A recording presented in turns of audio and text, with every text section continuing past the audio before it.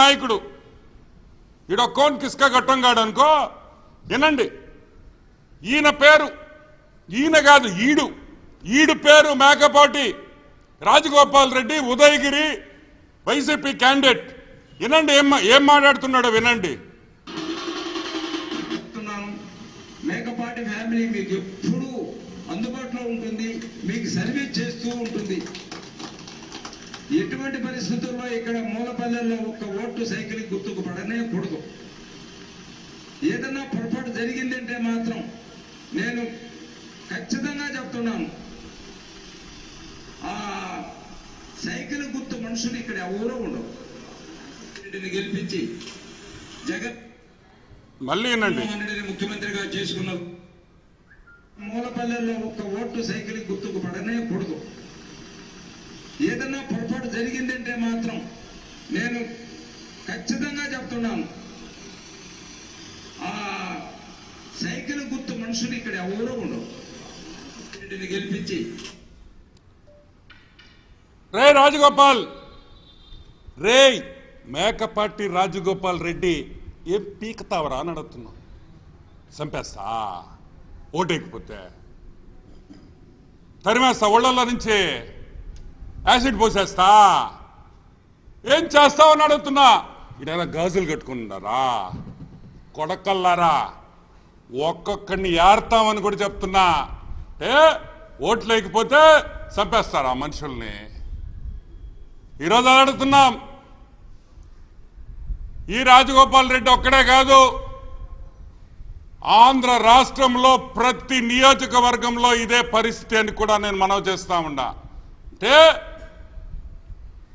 Election commission ఏం చేస్తుంది? నిద్రపోతున్నారా? Police వ్యవస్థ ఏం చేస్తుంది? బజ్జోనుండారా?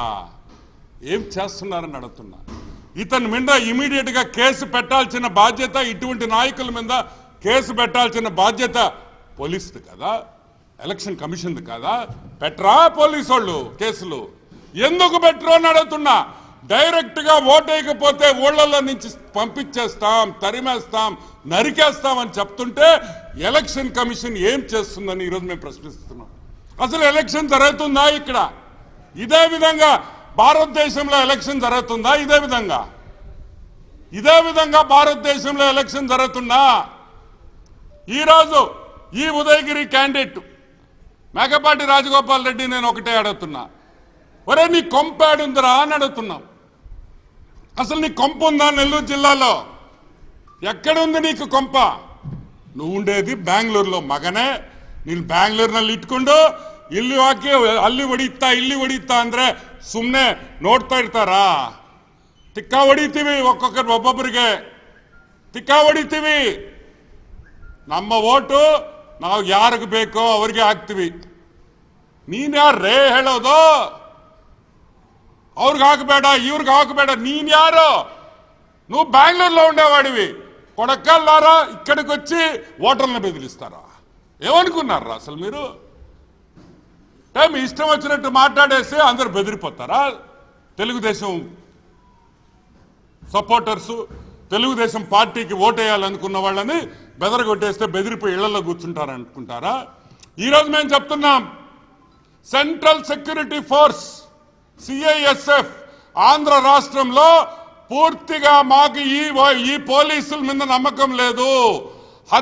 హత్య చేస్తాం, తరిమేస్తామన్నా కూడా ఈరోజు పోలీస్ వ్యవస్థ యాక్షన్ తీసుకునే పరిస్థితులు లేదు. కాబట్టి మాకు కేంద్ర బలగాలు కావాలి, సిఐఎస్ఎఫ్ బలగాలు పెంచాలి.